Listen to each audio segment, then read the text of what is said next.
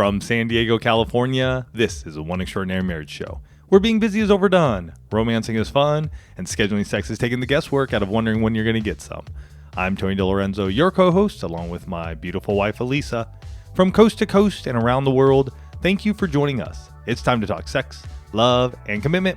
Give us a call on the HUG hotline at 858-876-5663 or send us an email to hugs@oneextraordinarymarriage.com. In today's show, we talk about why it's important to make the most of every opportunity to talk about sex with your kids. And as we start today's show, I want you to think about this quote from Dr. Mark Lasser, who said, "The greatest enemy of sexual wholeness today is silence." Wow. That's not just talking about sex with your kids. That's talking about sex within marriage. And we're going to be talking about all of that in today's show. But we start each and every One Extraordinary Marriage show with a hug. And for those of you that are brand new to the One family, we're so excited to have you joining us for your first show.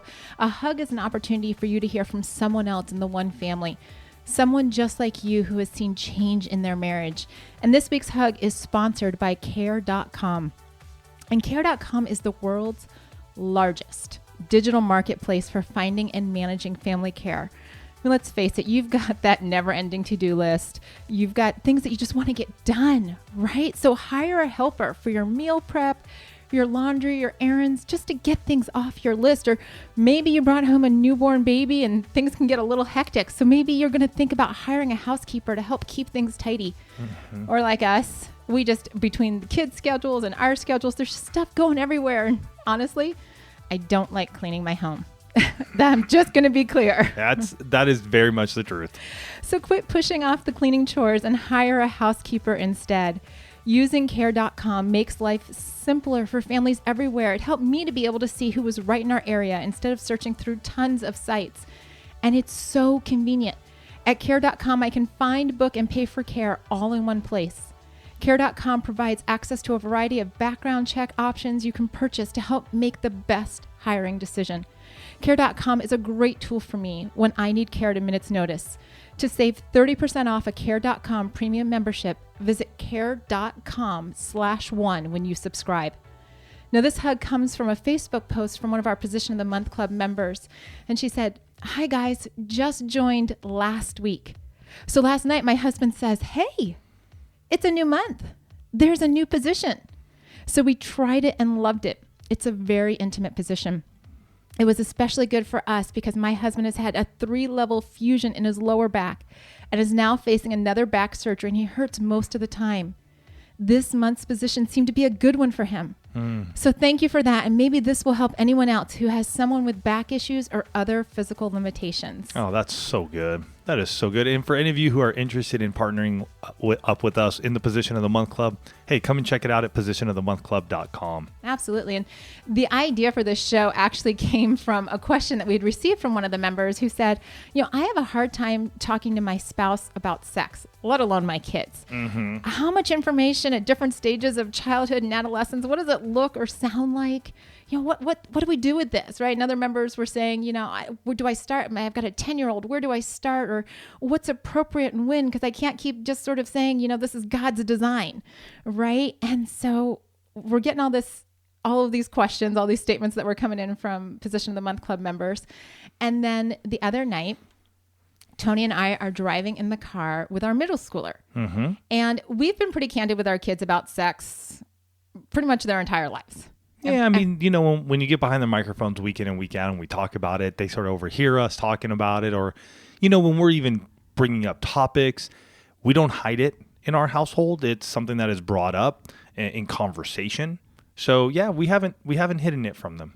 So we're driving in the car and somehow the conversation swirls around to us talking about herpes. Yeah, and we're trying to remember and we just can't how we even got there. Got onto that. But. Right. So I pull up a definition of herpes and start reading about the fact that, obviously one version of herpes is the cold sores in your mouth. But, as I'm reading the definition or the description, it goes on to say that it's, one of many sexually transmitted diseases. And as I'm reading out loud in the car, I say herpes, can be caused by oral sex. And the voice in the back seat says... And that's the key. Those are the key 2 words, oral sex. Right. Because the voice in the backseat says, Mom, what's oral sex? And there was a pause in the front seat as Tony and I are driving. It was dark, so we couldn't even look at each other to go, okay, volley, which one of you is going to handle this? And the voice in the backseat says, well, that's an awkward silence. Mm-hmm. At which point I took a deep breath and, posed the question to her, honey, you understand what sex is, right? And, male, woman, penis, vagina, like we got all that. She's like, yes. And so then I went on to say, okay, well, oral sex is when one partner engages with the other by putting his or her mouth on the body parts of the other. And the immediate reaction was, that's gross, right? Like, wow. Here's something I want to just say as a parent. When you begin to talk to your kids about sex, and we're going to talk about it from the top, even for those of you who haven't even talked about sexual intercourse, we're going to get there. One thing that I have learned, and Elisa has learned as well, is asking your kids what they mean. Mm-hmm. Because we've already gone down the road and we're already there. We understand what it is, and we understand, just for sexual intercourse, penis, inserted into vagina. They may come up with stuff and you're just like, wow, okay, that's where they're getting their information from. And so you learn a lot, and you're able to then speak into their life from that point. Right. And so, as she's having that reaction, like, ew, gross, mm-hmm. we just casually said, you know what, that's a perfectly fine reaction to have right now. Mm-hmm. Absolutely. At some point in time after you get married, you and your husband may decide that you want to explore this, right? Like, I'm perfectly okay with her having that perception now, knowing that in the future, they may decide. It's kind of like, that quote I read at the beginning that, the biggest challenge the biggest enemy of sexual wholeness right now is silence, right? And that really, guys, I got to tell you, we got to be talking to our kids about sex. And that's why we're bringing this topic to you, because when it shows up literally in our car, we know, especially as we talk about sex all the time, I'm like, oh, there's a gap in her knowledge, right? There was a gap. And I started doing some research. And I just want to say something. If there is a bit of silence, or you need to say, hey, let us get back to you. Let us talk to you about this in another time, another situation. It may just because where you're at, it's not appropriate at that moment. It's okay. Let them know that. But here's the key. As a parent, you need to rise up and you need to begin talking to them if you haven't already, or in that instance when you're like, hey, I need to just a little time out just to gather my thoughts, but you got to get to them. Don't leave them hanging on this topic, folks. We're going to run through some statistics for you that are going to honestly blow your mind. Absolutely. And, keep in mind that some of these statistics are, within the last 10 years. So the numbers may have changed a little bit, but this was the most recent statistics that I could find. A 2009 CDC report found that 39% of all sexually active U.S. high school students did not use a condom the last time they had intercourse. Okay. 6% of all high school students, that same report, found that they had had sexual intercourse before the age of 13. So for those of you that are waiting, I'm hoping these numbers are prompting you to realize that we can't be waiting to discuss these topics with our kids. A 2015 CDC survey of high school students in grades 9 to 12 found that 41% of them had had sexual intercourse. So you get 10 of your kids' friends together, or you go look at a sports team, or you go look at a theater production and you count down, 4 out of 10. That's what you're looking at. Right. An article in U.S. News and World Report said that while 15 to 24-year-olds comprise 1/4 of America's sexually active population. So they're 25% of the active population having sex, 15 to 24-year-olds. They contract almost half, 50% of the 18.9 million new cases of sexually transmitted diseases each year. So that's 9 million new cases, 9+ million new cases of sexually transmitted diseases among those in the age group of 15 to 24. So if you have a kid who's in your home and they're 15 to 18, it is imperative to begin talking to them about sexual intercourse and sex overall. Because here is another mind-blowing number. A statistic from 2010 said that 80% of young adults surveyed, so those were ages 18 to 24, did not consider oral sex to be sex. And yet, if you look at the fact that there is such a high percentage of those same people that are getting sexually transmitted diseases, we got a gap here, folks. And the reality is that puberty for girls, the average age now it's occurring between ages 10 to 14. And for boys, it's between 12 and 16. Right? So we need to be talking to our kids about sex. We can't think of this as just a one-time conversation, or that the schools will handle it, or that they'll just figure it out. How many of you listening fell into that category because your parents never said anything to you? Mm-hmm. You're listening to two people that was their growing up years. Mm-hmm. Oh yeah. Right. Our parents didn't tell us squat. I remember health class in 7th grade, and yeah, that was it. And I went to a Catholic school, so it got filtered through all of that, and that was the package that we got around sex ed. Or some of you may be thinking, well, that's my spouse's responsibility to have that conversation. We've got boys, it's my husband's job, or we've got daughters, it's my wife's job. Mm-hmm. And the fact is, guys, if we're not our children's first line of information, what information are they getting? Do you even know? Because I'll tell you, the first time our daughter came to us and told us what sex was, this was in 2nd grade, and we had that pause of going, oh boy, what's the answer going to be? We immediately went back to her and said, honey, tell us what you've learned. And at that point in time, it was a man and a woman under the blankets kissing. Yes. So, we rephrased that as husband and wife. And at age 7, it was appropriate that that's what she thought it was. Mm-hmm. But since then, we've had other conversations. Obviously, we're talking about oral sex, right? But here's the thing. We didn't just have that one conversation when she was 7. We didn't stop there. I didn't say, you know what, schools, I'm going to give you the responsibility for teaching my kids about sex, or I'm going to let her friends do it. Heaven forbid. Where are they getting their information from? Right? And I can't tell you how many couples, this is why it's so important, because weekly, daily, I sit across from couples in coaching sessions. And when we start digging into what their sexual intimacy looks like and how they talk about sex, no joke, guys, it's like deer in the headlights.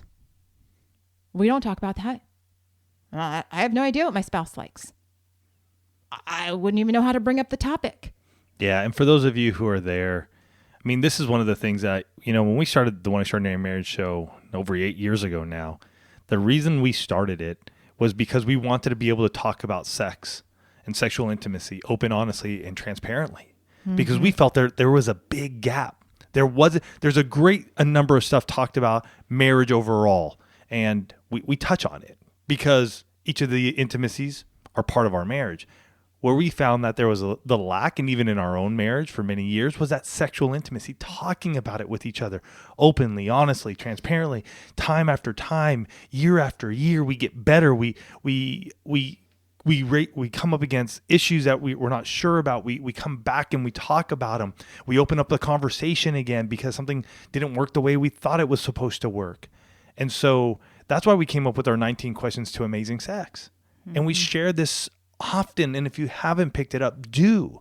And maybe it's just enough for you to start looking at one or two of those questions with your spouse if you haven't talked to them. Or maybe it's all 19 that allows you to begin talking about it and feeling comfortable, because I believe the reason Elisa and I are able to talk to our kids, and even in that moment this past week when we were in the car and our middle school asked, what's oral sex? And there was a pause and there was silence. Neither of us got freaked out. Neither of us was like, oh my gosh, how am I going to talk about this? Or beads of sweat were welling up on us or anything. It was, we just had to get ourselves situated and go, okay, what does that mean to you? And then Elisa was able to take it from there to describe it to Elisa. And then we had that interaction with her. Mm-hmm. So get those questions. You can get them at oneextraordinarymarriage.com/19 questions. Because here's the thing. Being able to talk to your kids about sex starts with the two of you being able to talk to one another about sex. Mm-hmm.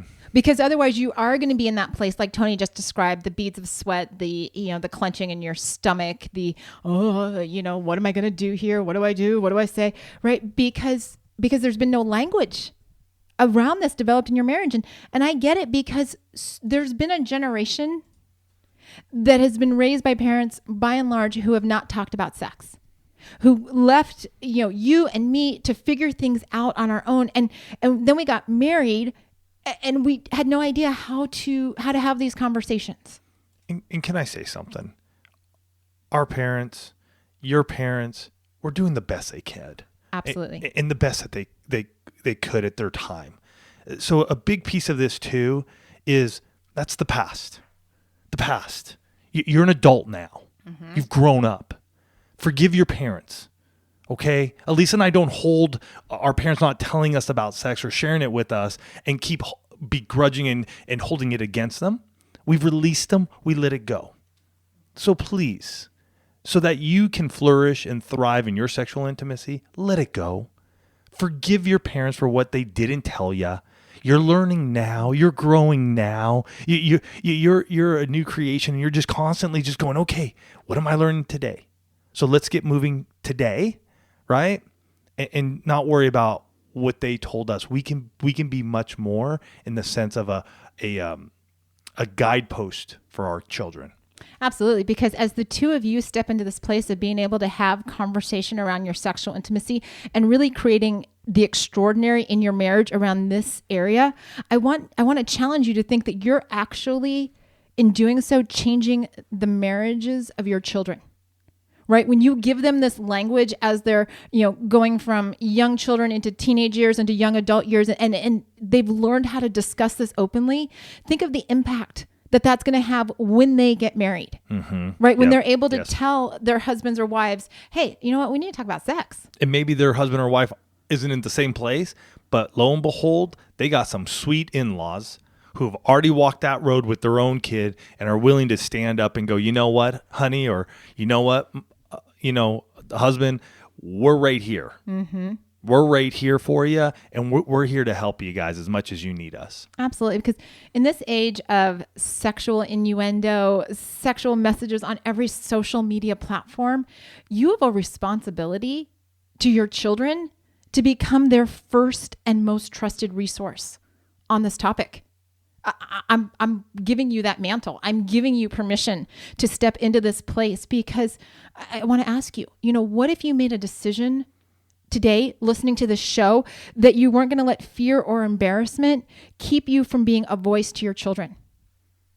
What if you became that parent, right, that said, I'm actually going to change their future marriage. I'm going to give them this language. I'm going to give them the ability to talk about this because we took action back in, 2018, right? What you do today impacts more than just your marriage. It impacts your children. It impacts your children's children. It's why we've got to be the generation that does this. And, before we share ideas on how we can do this, how you guys can step into this place and be empowered around this, we want to thank this week's sponsor, care.com. And, to save 30% off a care.com premium membership, go and visit care.com/one when you subscribe. Make it easy on yourself to do everything from the housekeeping to, the running errands to, doing the laundry. Whatever it is that you need to take off your plate so that you can have more time to have these conversations with your spouse and with your kids, do it. Go to care.com/one when you subscribe. So first and foremost, and we've mentioned this a couple of times already in the show, the two of you need to start this conversation with one another, right? Because I will tell you, kids, and don't take this the wrong way, kids are like dogs. They sense fear. Mm-hmm. And they will use it to their advantage to push and make you feel uncomfortable, right?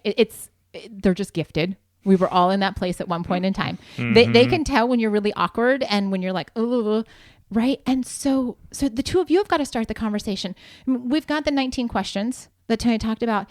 And part of, wrapping around to, where this show even got started was somebody had gone through the 19 questions and sent us an email saying, because there's one question on there that says, how did you learn about the birds and the bees? And, husband and wife is having a conversation about this, and they realized in that moment that they hadn't talked to their teenager about the birds and the bees, right? But the only way they figured that out was by having the conversation using that tool for themselves. Right. And then figuring out, okay, how are we going to share this as a team with our kids? Yep. How are you going to bring it up? I mean, I think a lot of it for us, and I will just say for Elisa and I, it's very conversational. Mm-hmm. It's not a big ordeal. It's sometimes we're discussing it ourselves and, we'll the kids are around and, hey, what do you think about this? Or what do you think about that? Or do you guys talk about this much in high school? Or are you girls sharing this? And it's just conversational. It's not the, hey, again, we got to have this big old conversation and it's going to last forever. That conversation we had on oral sex was all of about, from the time it got brought up to the time we rolled into the driveway of our house, was probably like 3-4 minutes max. And it was done. And the thing with that is that you're going to have different conversations with your kids at different times. Talking to your kids about sex is not a single solitary conversation, because your children, when they're, 5, 6, or 7, and I will tell you, Abby first asked about sex when she was probably, I'm trying to think, maybe 7 or 8, because the question first came up was, how are babies made? Right.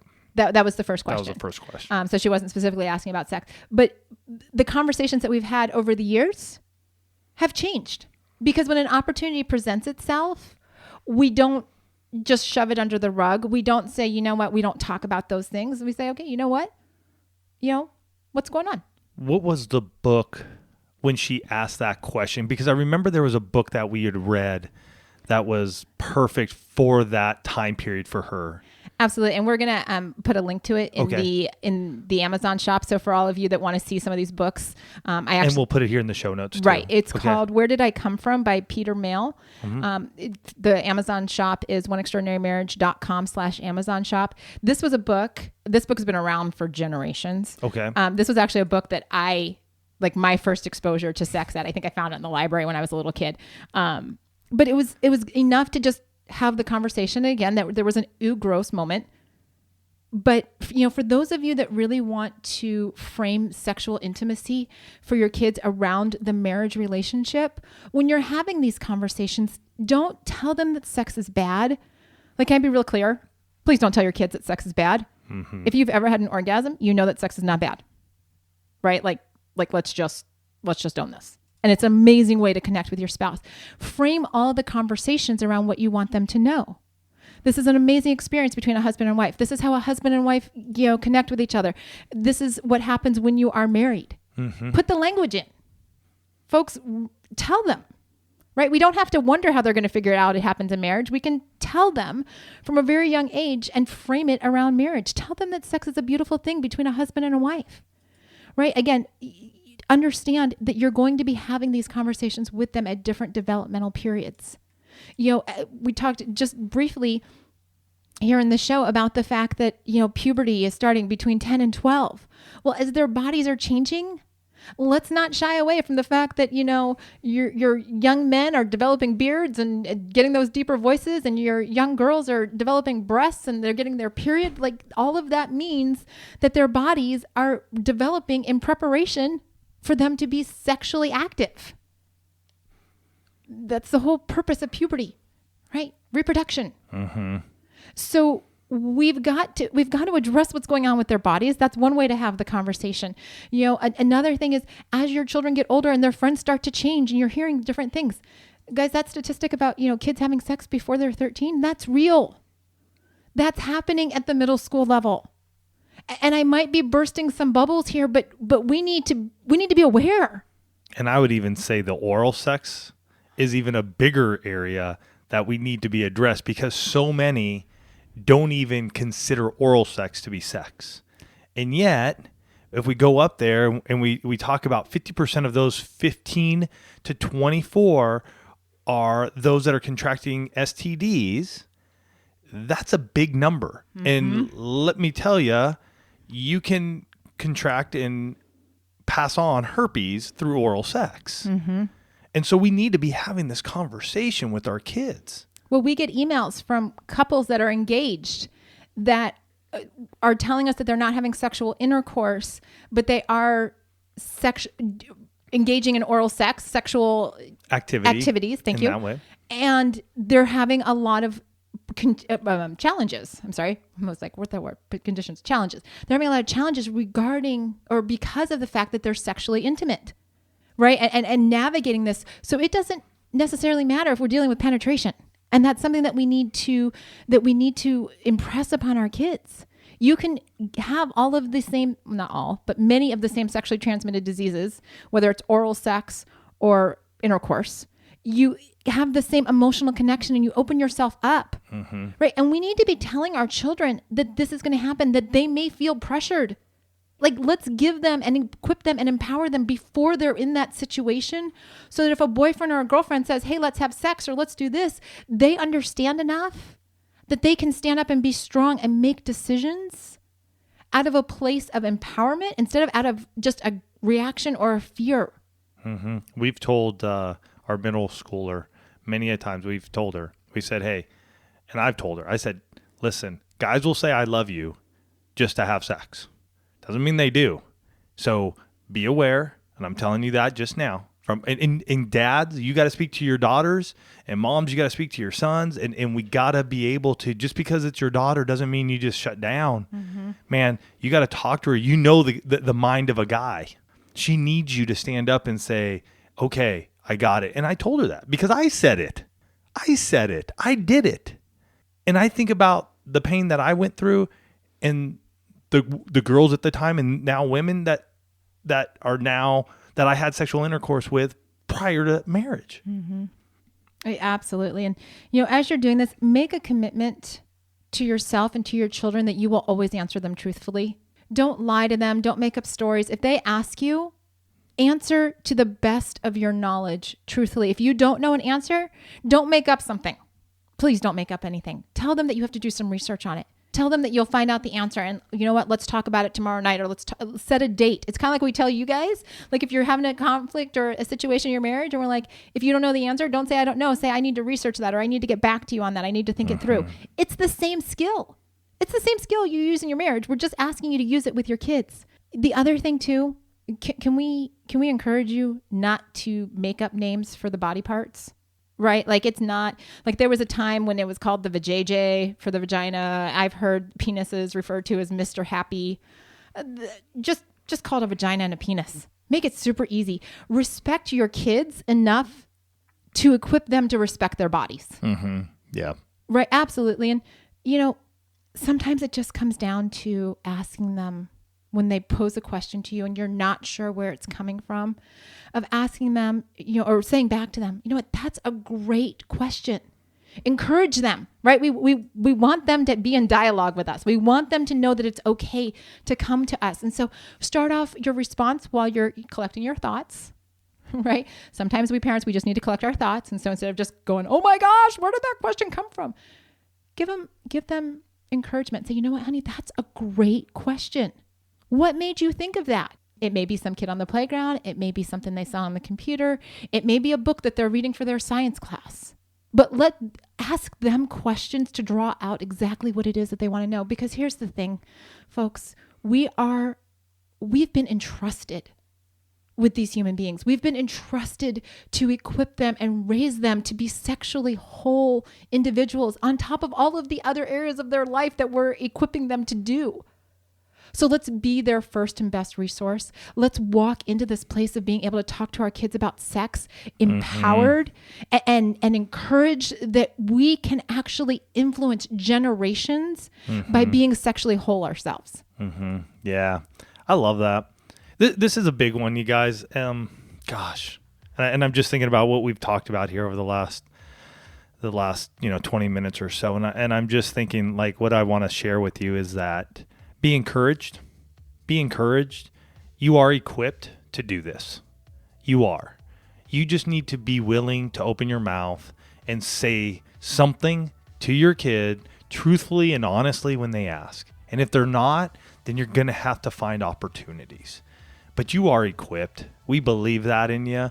It's just having the willingness to go, you know what? I'm going to let this end here, and I'm going to make sure that my kids are ready for when they do step out of my household and into marriage. Because believe you me, they're going to have such a better place when they do that. So go out there, think about this. This might not be something that you're doing this week, but it may be. But just keep at it. Keep looking. Grab those books, the resources that we shared.